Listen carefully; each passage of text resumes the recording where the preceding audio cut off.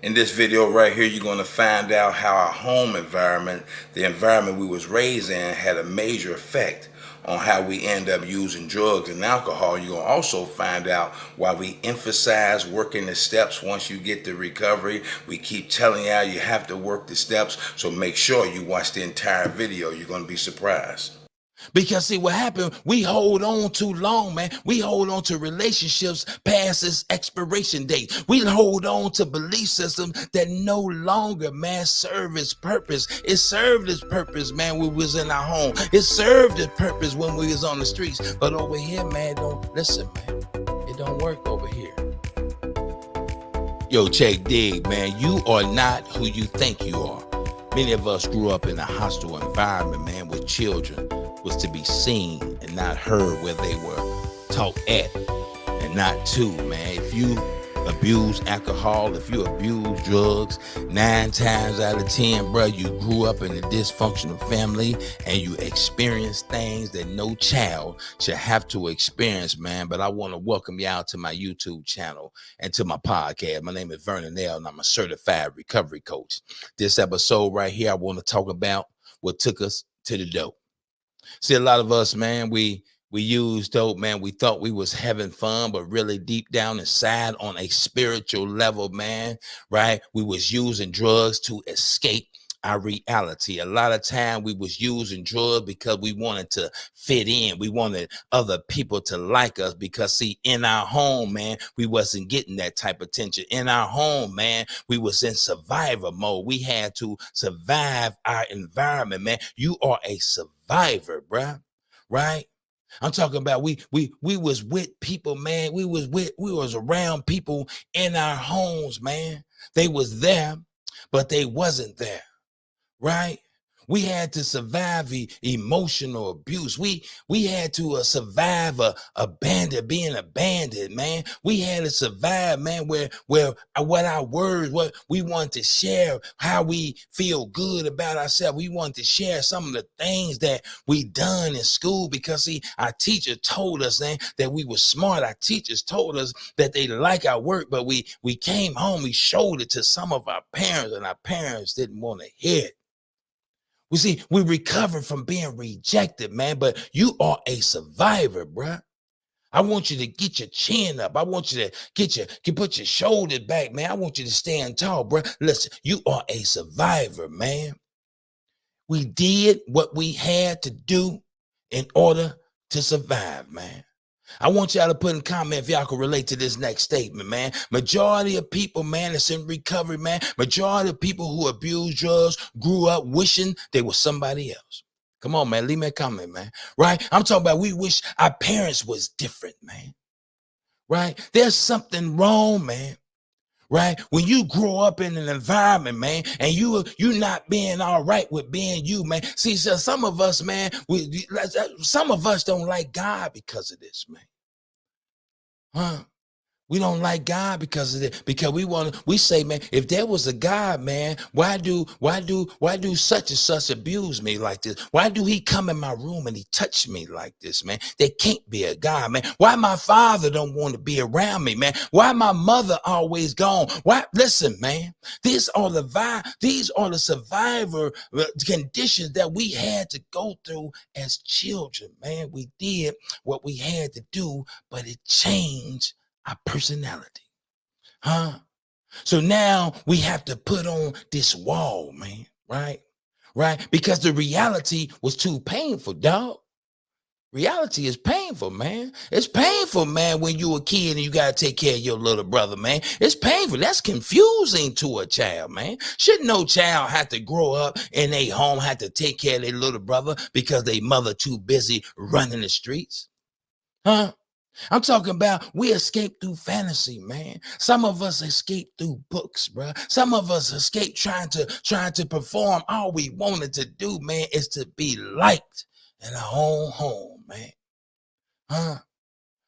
So some of us became caretakers. Some of us became silly, man. We acted real silly. We needed the attention, man. That's the only time we got our attention, man, is when we was acting silly, man. Some of us robbed people and stole and act out in school, man.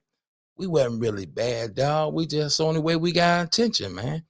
Right? Mom paid me attention, man, even though she was arguing at me, even though she whipped me, even though she screamed at me and she cussed me out, she paid me attention. That's all we ever really wanted, man. Huh? Listen, man. But there's hope, bruh. There's hope for all of us, man. Right? There's hope for us, man. Right? There's hope for all of us, man. But we have to put in the work, yeah. We have to be willing to put in the work. I'm not going to sit here and tell y'all it's going to be easy because I'll be lying to y'all. Right? I be lying to y'all, man. Listen, man, this is what they say, bruh. They say over 70 to 80% Americans consider their families dysfunctional, dog. Dysfunctional, man. Huh? I'm talking about dysfunction. Can't even love people for who they are. Can't accept people for who they are, man. Why? Because I'm talking about some stuff, man. I'm talking about some generational curse, right? Right? For real. I'm talking about this stuff was passed down from generation to generation, man. Listen, we talked to our parents, bruh. They was treated like that too, bruh. But see, I'm sharing this with y'all, man, because it's time for us to break the cycle, dog. You feel me? It's time for us to break the cycle, man. We gotta start loving on ourselves, man. Right? We gotta start to accept ourselves. So, right, we not gonna pass to our children how we was treated, right? Some of us grew up, man. I want y'all to put this in the comment too. Some of us grew up like, when I become a parent, come on, man. I know y'all can relate to me. When I become a parent, I'm not gonna be like that, right? And what happened, y'all? We end up being just like our parents, bruh. Come on, man. Alcoholic, drug abuser, inability, bruh, to let go of resentment and anger. This thing been passed down from generation to generation, man. Right? But over here, man, I want to tell the whole story. Over here, man, I'm talking about recovery. When I say over here, we changed the game, man. Right? See, some of y'all feel bad, bruh, because y'all in treatment center. Some of y'all feel bad, bruh, because y'all in recovery. But let me tell y'all, man, about my experience, man. The best thing that ever happened to me, bruh, was going to recovery. Right? Because see, there was always something missing with me, man. Y'all, there was always something missing with me, man. Right? I don't care what I achieve in life, there was always something missing. But I'm talking about, man, what the devil meant for bad, boy, God would flip it and turn it into a blessing. See, if you're in the treatment center right now, that's a blessing. If you're in recovery, you only got 1 day sober, 1 day clean. That's a blessing, man. Right? Because see, recovery is a God-given program. Right? But it's designed to help you find out who you really are, man. See, you came into recovery not knowing who you really are, man. See, drugs ain't our problem, dog. There's some things that took us to the dope, man. Okay? See, in recovery, we learn to come out of survival mode. See? And we do that by working the steps. See, the steps teach us how to come out of survivor mode, man. So I keep telling y'all, the pain ain't in letting go. The pain is in holding on. See, listen, even though our survivor mode growing up in our home, we had to survive, even though there was no good, man. It did us no good, man. We want to hold on because there's something about that familiar pain. Right? I would rather hold on to this familiar pain to let go and experience the unknown, man. I'm talking about the illusion of control, bruh. You know, and that's what we do over here, man. We learn how to let go slowly. We learn how to trust people slowly. We still want to believe that we better than this, man.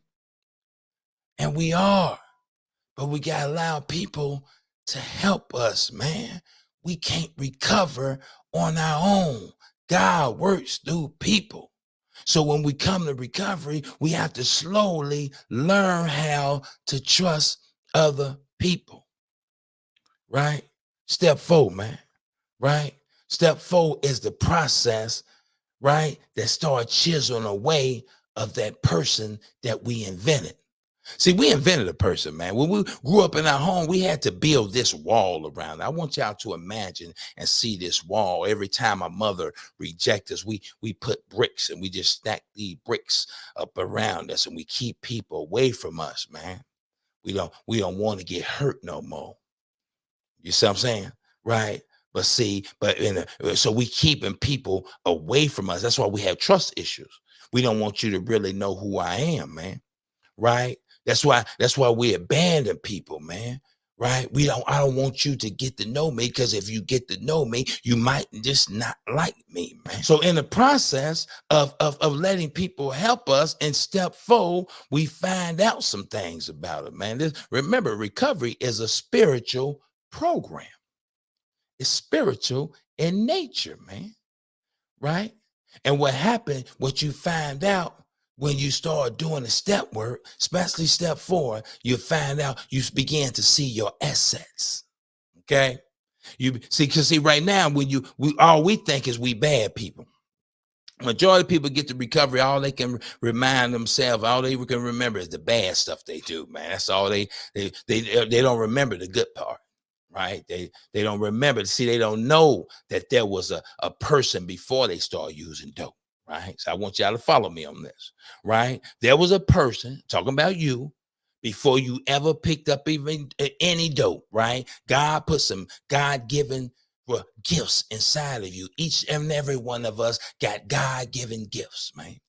Right? We had them back then, but see, we had dreams, man, back then. Some of us dreamed to be dancers. Some of us dreamed to be singers. Some of us dreamed way back then in our homes to be actors and things like that. But it's hard, man, when you're not around people to nourish that, man.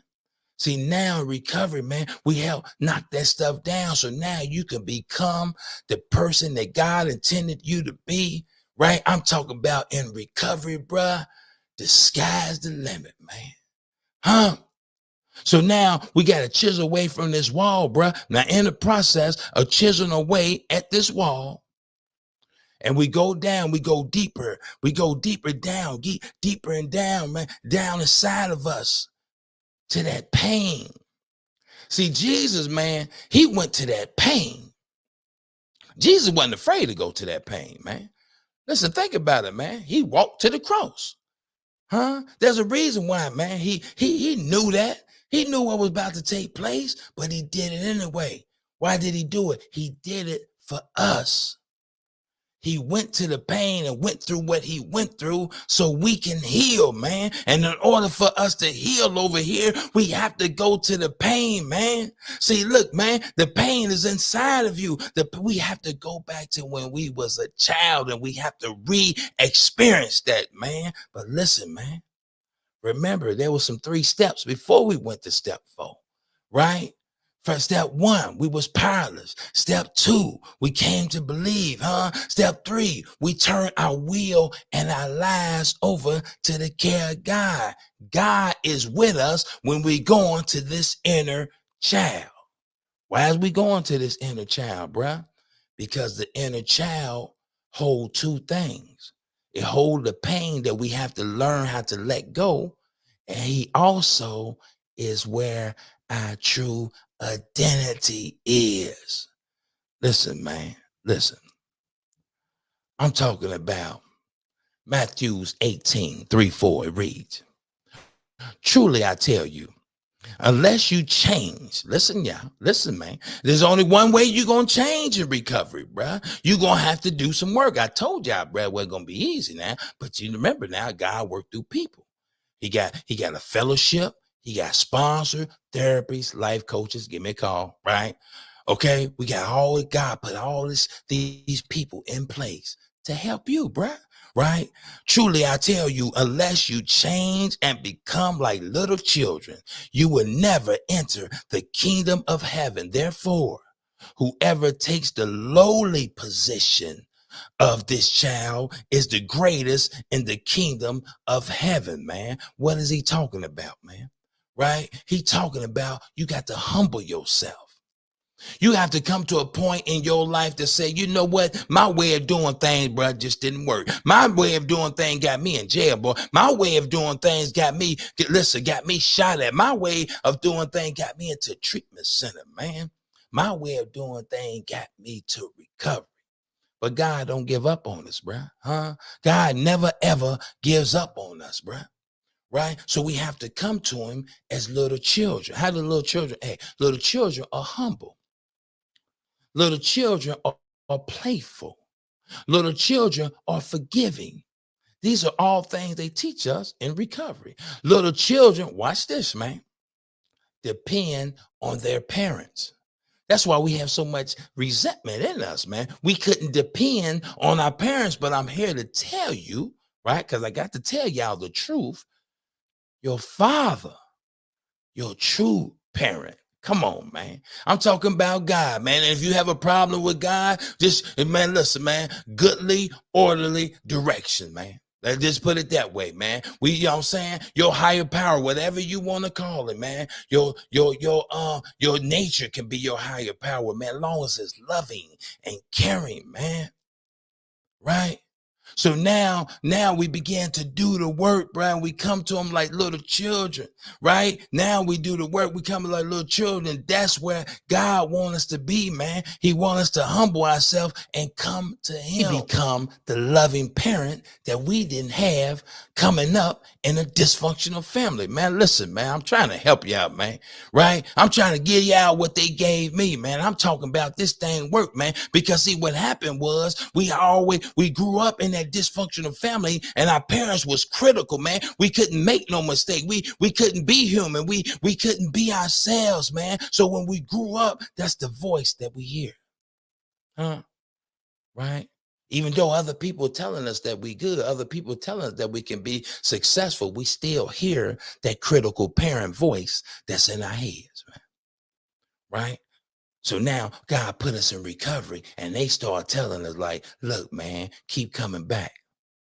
Right? If I can do it, you can do it. If I can change, you can change. We began to hear a loving parent. Now we began to get this relationship, right?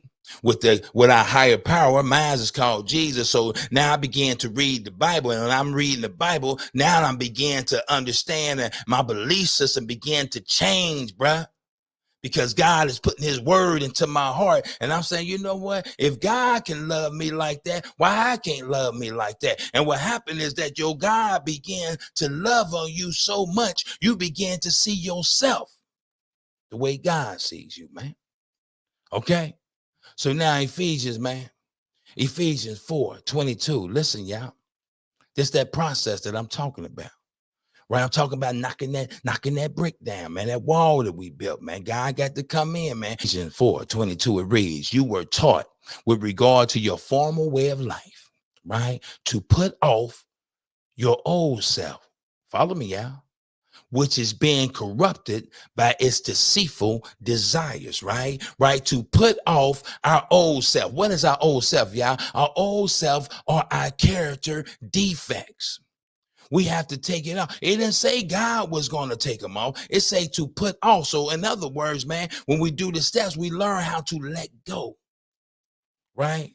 Because see what happened, we hold on too long, man. We hold on to relationships past its expiration date. We hold on to belief systems that no longer, man, serve its purpose. It served its purpose, man, when we was in our home. It served its purpose when we was on the streets. But over here, man, don't listen, man. It don't work over here. That stuff and attitude we had in the streets, man, it don't work over here in recovery, bruh. Ephesians 4:23, it say to be made new in the attitude of your mind. See, God changed our mind. We get a better perspective on life. We begin to see things differently. You have to realize, man, right? You have to realize addiction, bruh. We wore so many masks, we don't even know who we are. See, over in recovery, the mask must go. See, addiction was a veil that was over our eyes, right? We couldn't even see reality if reality smacked us in the face, right? right? It was a veil over in our eyes so we couldn't see reality, man. So what happened is recovery began to remove the veil off our eyes, and now we began to have a spiritual awakening. See, we was out there, we was walking around, we was alive, but we was dead. Huh? Right? So now we began to see some things, and God began to change our minds, man. We began to get a new attitude, bruh. Okay. And then Ephesians 4:24 reads, and to put on new self, created to be like, listen, bruh, created to be like God in true righteousness and holiness, man. In order to be like God, we got to take off the old self. What's the old self, Vern? Our character defects, our shortcomings. They don't work over here, right? We take them off. But here's one thing about when we take them off, we can pick them back up. See, and we become entirely ready over in step 6, right? To have God remove our shortcoming. Character defects are our shortcomings, man. Right? So we take it all, we put it right here, but God don't remove it until step 7. Y'all see where I'm going with this? The step work is what help us find our true identity. Right? So now we put on, look at say, and to put on new self. What's the new self? The new self are spiritual principles that's already in us. These spiritual principles, recovery didn't just find these spiritual principles. These spiritual principles been inside of us all along. Hope is inside of you, bruh. Grace is inside of you. Mercy is inside of you. Unconditional love is inside of you. Tolerance is inside of you, right? Everything that you need in order to survive in this world is already in you, bruh. Right? Nothing outside of you can do what's inside of you. Greater is the one that's in you, bruh, than the one that's in the world, man. It's already in you, bruh. It's already there, man. But see, what you have to do, you have to come to believe it.